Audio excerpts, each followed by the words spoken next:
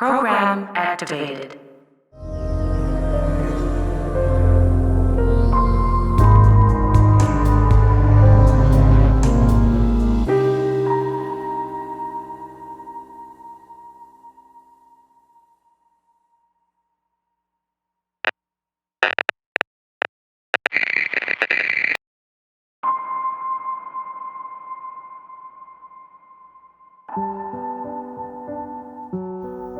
All right, so let's take a look at your base and how do we get started.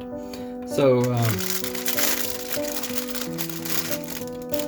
first, I've chosen the White Cell XX, which is the kind of unisex or the female version of the White Cell. And what I'm going to be doing is showing you guys some simple ways to alter this base. Now, I'm not going to do anything where it's going to get crazy, where we're going to do a lot of cutting, but we will be discussing how you would do that if that was something that you were interested in doing. Okay, so the first thing we're going to be doing is I'm going to be switching to a gray White Cell. This one I've just primered, just because I think it'll show up a lot better visually as we're looking at it. So the things we're going to be working on, or I'm going to be showing you, is first of all, since I'm doing an animal and the ears won't be falling in this area, I'm going to show you how to simply cut off the ears in these spots. I'm also going to be cutting the head here and then twisting it so that I can get a little bit more gesture to it. But for the rest of the part, the whole rest of the rabbit is going to be pretty much staying the same. I'm going to be altering the feet and maybe just like altering a little bit of the gesture, but not too much. Nothing that I'd actually probably have to cut on. So the first thing I'm going to do is I want to heat up this piece so that I can get this to be nice and soft, and then I'm just going to be using a simple razor blade, and you'll see how quickly it cuts through. Now, I've done this a number of times, and I understand what it's going to do. My suggestion is, if you're going to do it, wear some kind of glove, like just a cheap, 99-cent leather work glove, so that if you're cutting in and it slips, you don't slip and accidentally slice your finger. So now if you look, this is really tough. So like if I'm trying to cut it will cut, but I'm not going to cut through it. But by heating it up, what we're going to be able to do is it'll soften this, and the blade will slice right through a lot quicker. Now, when we're talking about heat guns, you can order a lot of different kinds of heat guns. Harbor Freight has a heat gun that's about $15. Home Depot or Lowe's has a heat gun that's around $25. You're going to be tempted to get the $15 one, and if that's what's in your budget, that's fine, and it's not a bad heat gun. As a teacher, I've bought a number of the $15 heat guns, and they have a tendency to break. I've had two of the $25 ones from Lowe's, and both of those have lasted a lot longer, especially with students using them constantly. So it's just something to think about. If it's just you using it and you're only going to use it every now and then for your White Cell, a $15 one should work. But if you're going to be using it a lot and you really want to kind of get your money's worth, I suggest the $25 or $40, depending on what they are. But so this is the one I like. It's a Wagner. It works pretty well. It's got 2 to 3 speeds on it. So I'm going to be heating this up. Now, you want to be careful because the heat coming out of this is really hot. And so if I'm heating it in this direction, I'm going to be hitting my hand, and that's going to cause some pain. So you want to make sure that when you're blowing it away. You also want to make sure that there's nothing in the area that could catch fire. So, you could be doing this, and there's a piece of paper here, and that paper heats up and catches. You don't want to do that. So you want to be real careful. So I'm just going to turn it on low. It doesn't need a lot of heat, high heat. And I'm just going to keep moving my piece around.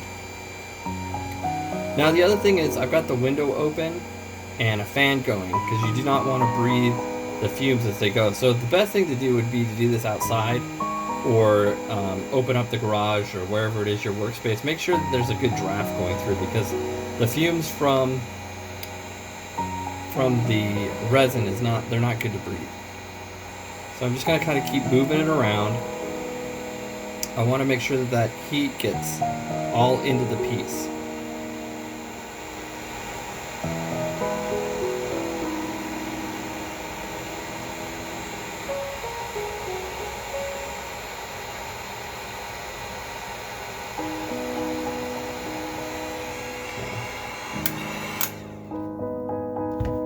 You can see there's a little bit of smoke coming off of it. That's what you want to be careful for.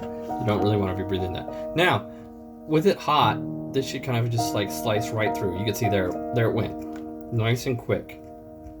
And you got a really clean piece. Now again, that's just from a little bit of heat on it. Okay, and you can see how quickly that thing just sliced right through. And that's why I say wear a glove, because if you're cutting, and never cut towards yourself, but if you're cutting, it's gonna go right through and right into your hand. So you want to be real careful with that. So that gives us one ear. So let's get the second ear going. And it doesn't take very long. Now also, you want to be careful when you're using a heat gun, especially if you're using it to heat up your sculpting. You want to keep it kind of far away, because if you're real close, yeah, that's going to get your piece hot really quickly. But the problem is, you're also pushing heat back into your gun, which will cause your gun to, the coils to melt. And then it'll break your gun. So, you want to be careful with that.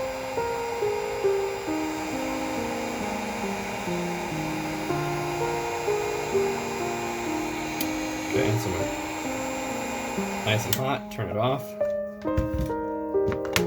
You can see again a little bit of smoke. That's why you want the window open. And then just, boom, cuts right off. Now, if you were to be doing, let's say, the arms, these are going to take a little bit longer. Here's where you really need to be careful with your with a glove, so that you're not going to be cutting yourself. So I'm going to move that over here. Now, I want to kind of lightly turn this head up and to the side. Okay, so what I'm going to be doing is I'm going to be using a hacksaw, and I'm just going to be cutting straight through here. Now I could heat it up and get this all nice and hot and then just cut it with a knife, but I find like the knife sticks and then I have to heat it and sticks and heat it. The hacksaw is a lot easier, so I'm just going to use like a small hacksaw. I think I got this for like $2 or $3 at the dollar store, and I'm just going to go straight through and cut it. So, and again, this is why I like this. It just goes right through like butter.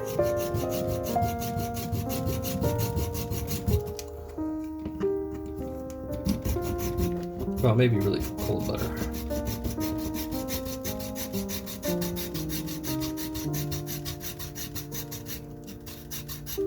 And again, you want to be careful with this dust. You don't want to be inhaling that. So like whenever I'm sanding any of the plastic cells, what I'm going to be doing is I'll sand, but I'll do it outside, and I'll do it outside, and then I use a respirator or I mean, you have face shields now, so I use a face shield. All right, so I got these disposable wipes. I like them for cleanup, because you don't want to get this stuff airborne. You want to keep all the dust separate, so this cleans everything up really nicely.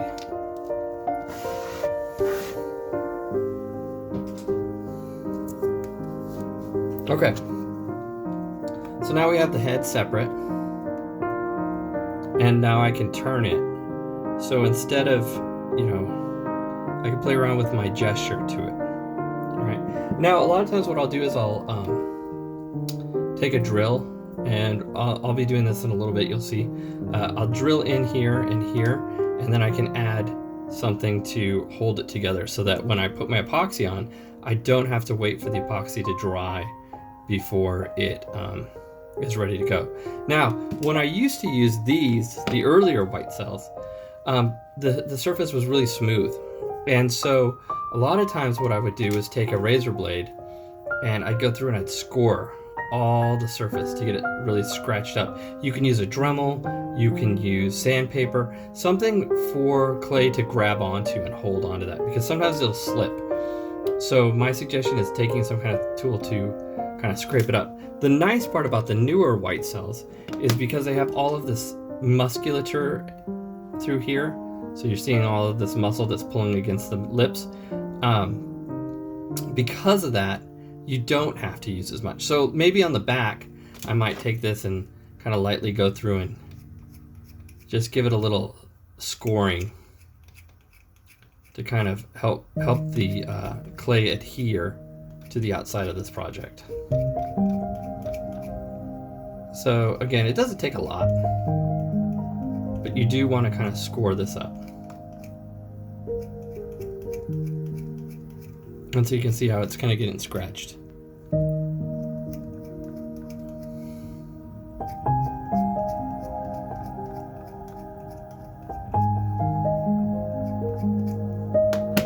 Okay, now we're not going to be using the eye sockets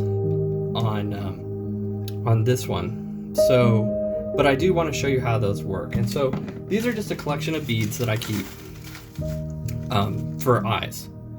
And so you got some really small ones, you got some, and these again, they're just like plastic beads. These are hematite beads. I also have some of these, I got them in a sewing kit, and they're just little like pins. And so those work really well too. You can buy actual bearings or ball bearings that'll fit, or BBs, or but you just kind of gotta find what works for you. So again, I like the hematite beads. They work pretty well. The only thing you have to be careful for, and I like them simply because I can buy them at Joann's. That's the nice thing about them. I just buy it at Joann's. So I can just pop those in, and then I can use some clay to hold them into place where I want them to be. And they're really great because as long as you don't get those holes showing, they hold the shape of the eye. So you can just build the eyelids around the outside of that, and those become your eyes, as opposed to having to sculpt your eyes and make sure that each one is exactly the same size. But we don't need those because we're doing a rabbit. So I'm just going to take those out. But again, they're really good. Ask any of the guys what they prefer. Everybody kind of uses something different. You say they stick in there really well. Everybody uses something different. I've heard a lot of people say that airsoft pellets are the best. I think the Tran brothers use ball bearings. I just like hematite beads, and that's only because they're easy for me to get a hold of. Get this out of here.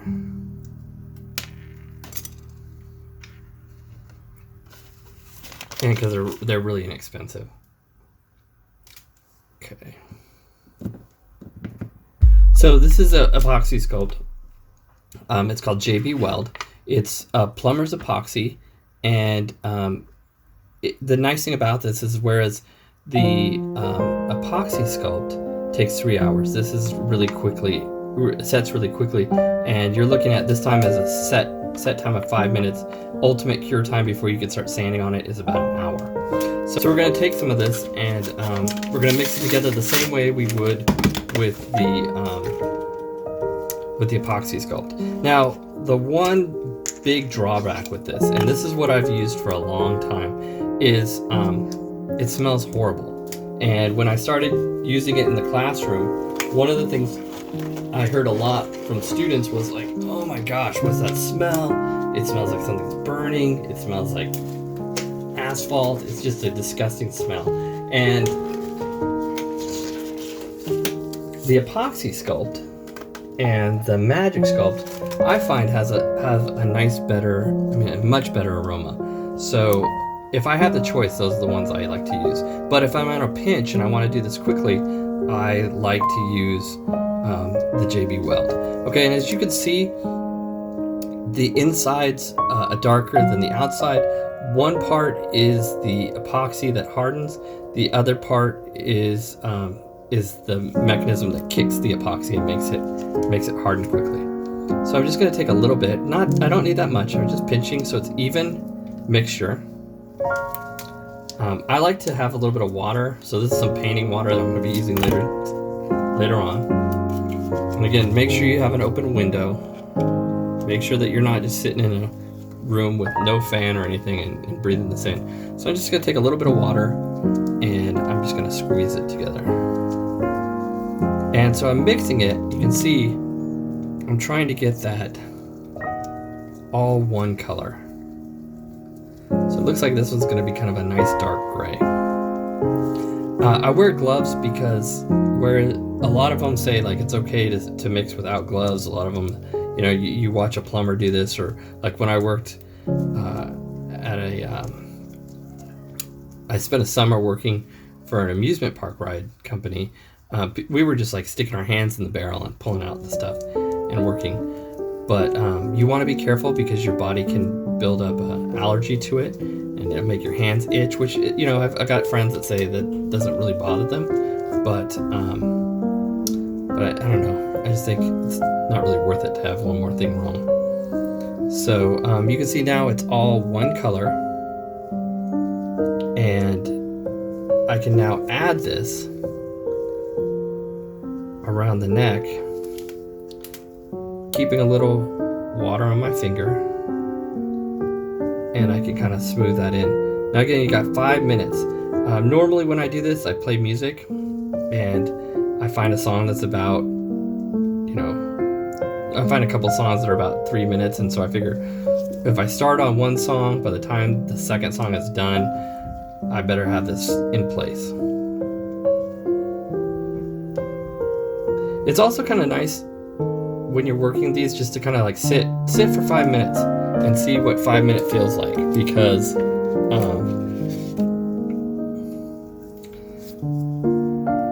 that's something that you know, 5 minutes is relative. If you're sitting all by yourself and not doing anything, 5 minutes can feel like an eternity. If you're sculpting in a hurry, 5 minutes can go really quick. So you can see it doesn't take a lot, and I don't want to put on too much because the more of this I put on, the more I have to deal with when it comes time to sculpt. So I just want enough, get it in there, I just want enough so that when it comes time to actually start adding clay to my piece, this is not going to pop off, and I'm not going to ruin it. Now the other thing you want to be careful for is you want to make sure, and you can see it's already starting to get hard. You want to make sure that you don't just leave this on the table because this stuff is sticky, and when it hardens for good. So, you know, I've had parents from students say, "Oh, he left that thing out and it's stuck to my table." And if you sand it, the table's gonna sand before the stuff comes off. So when I'm done with it, I always kind of like throw it in my water bucket so that it's not out. And then again, the other day I left my tools with epoxy on it because I was working on other things, and ended up having to sand those down to get the epoxy off of it. So again, it's real simple, just on there. I'm gonna be using clay over the top. So, and I'm actually probably gonna thicken up the neck quite a bit. So I think this should hold it. All right, so there you go. You have now a white cell modified base that's ready for the application of sculpting.